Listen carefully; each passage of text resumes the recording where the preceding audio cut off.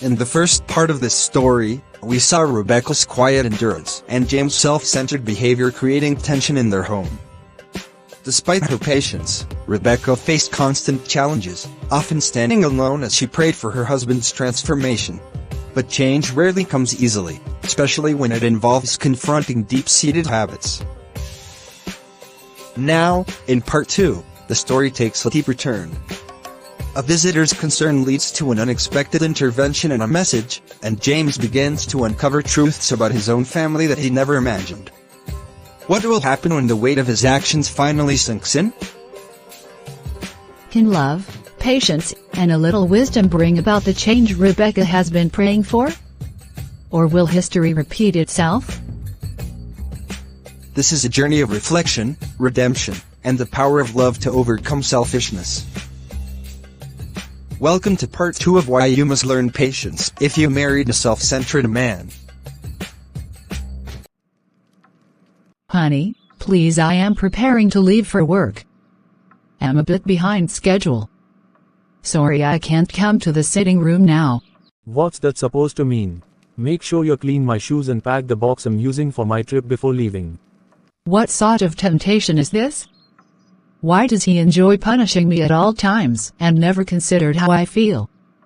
Must it be him all the time? Lord, I'm still in this marriage because you said so. Let me hurry and clean his shoes and pack this box so that I see if I can meet up at work.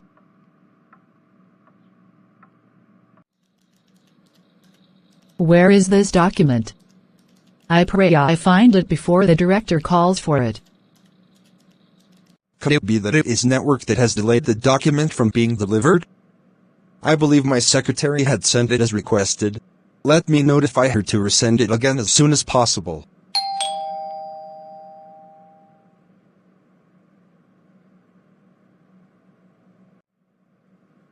Good morning, sir.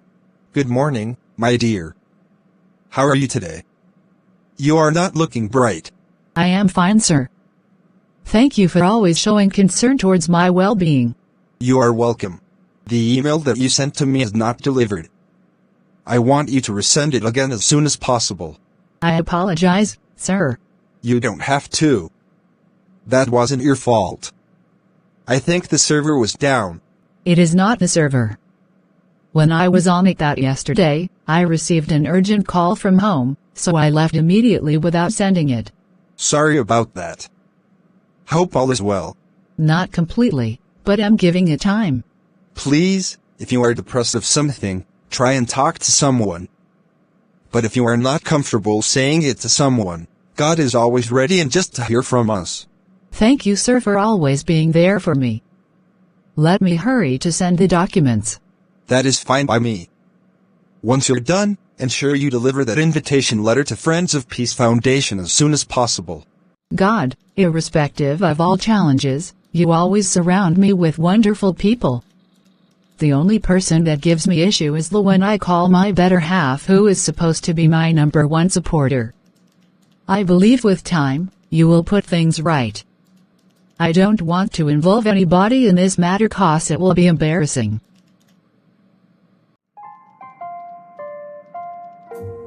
Sweet Twinnie. Is this where you work? Oh yes. What brings you here? Are you working with Gracefield Company? Oh yes. Such is life. As soon as your director mentioned the name of the person that is delivering the parcel to me, it struck on me that it could be you, though I wasn't sure. That was why I instructed my secretary that the person that delivers that parcel should be informed to wait to see me. I'm so happy I did that. Come, let's have a talk in my office. How is my baby cousin faring? You're really glowing. Sister, I will have to open up to you, because we are always like twins. I can't hide anything from you. I am dying in silence. What? My marriage has been a hell for me. Do you know that there is nothing I do that pleases my husband? That does not resemble your husband. He is so self-centered that even if I'm sick, he must ensure I cook and serve him in all areas, cooking, house chores, just mention others. You don't mean it. Victoria, his cousin, tried talking about this last week, but I didn't give a listening ear to it. You can't kill yourself because of marriage, you have to leave seriously. It hasn't come to that. I can manage the situation. Are you listening to yourself? Allow someone close to him to speak sense into him. I don't want to be the cause of my marriage shattering, and if he gets to know I mentioned it to someone, my home will be a hell for me. He has his ways, but I'm praying for him. Twinny, do not see it that way. We know how to deal with it. No, please don't. I don't want a third party in my marriage. All will be well with time. All will be well, won't help if you let this go on. Do you want to wait until he kills your spirit, or worse, you? All right, dear, if you say so. I beg to leave. So soon? Yes. I have to hurry up and finish up at work so that I'll head home to prepare dinner before he returns from his trip. That's okay. Drop your account details for me via SMS. My driver will drop you at your place of work. Thanks so much, Twinny. I'll call you when I get home. I care about you, Rebecca, even if you won't let me help. What kind of wife comes home this late from work? She knows I need my dinner ready on time. This is exactly what I keep saying, she doesn't prioritize me. Always busy with her office work, forgetting she has a home and a husband. She better have a good reason for this. I can't keep tolerating this kind of behavior. Rebecca, look at the time. Where have you been? Good evening, honey. I just got back from the office. It was a long day, and I stayed late to finish a project.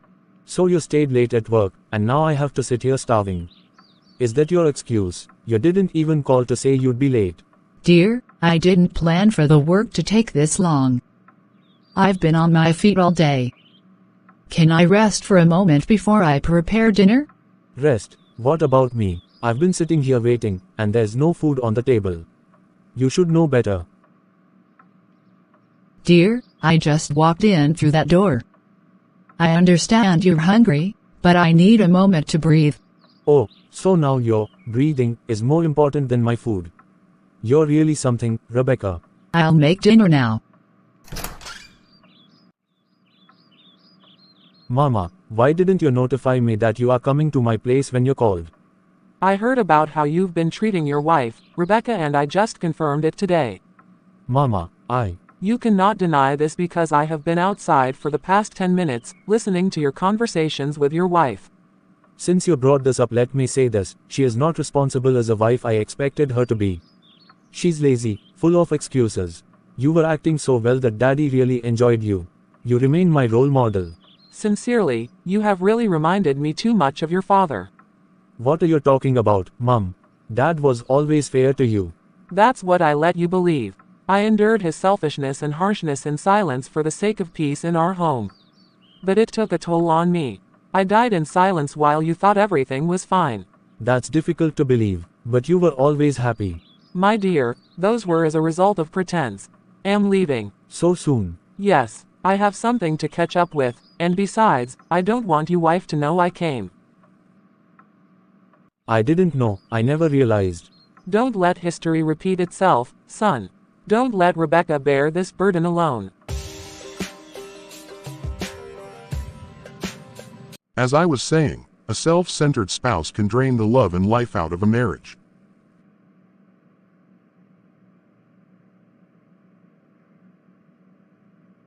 Marriage is not about what you gain but what you give. True love sacrifices. It puts the other person first. Sorry, I went to use the restroom. I didn't want to bother you since you were concentrating on the seminar. I'm so sorry. Please, do not be mad at me. That's okay, my dear.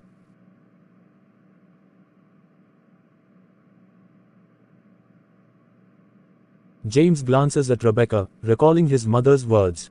My dear, please let us step out. There is something I want to talk to you about, but I prefer we discuss in the car. All right. Please, I am sorry if I have offended you in any way. My better half, I've been so blind. I'm sorry for everything I've put you through. Honey, where is this coming from? If it's about the seminar, believe me, that wasn't you. If I knew that was the topic, I wouldn't have informed you to come. Please, relax. What you did was what any wife in your state will do. I spoke with Mum this afternoon, and I've been reflecting on everything. Oh. I warned my twinnie not to inform Mum, but she went ahead. Why would she? Honey, relax. It was actually my cousin that informed Mum. Asides that, when I was scolding you this afternoon when you returned from work, Mum was actually standing by the door. It was when she heard that you were no more at the scene that she came in. Why will Mum come around and even left without noticing? I was actually seeing how to prepare your dinner. She did not want you to be aware that she knows what's happening. Believe me, I don't want to hurt you the way Dad hurt her. Will you help me change?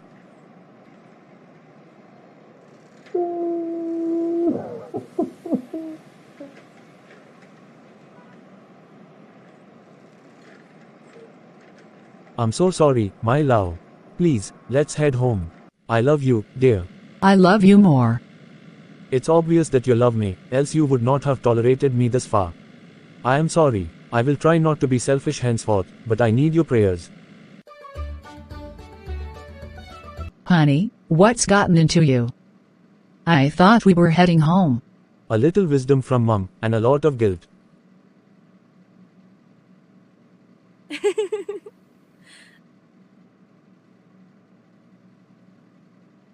Darling, I'm not perfect, but I want to change.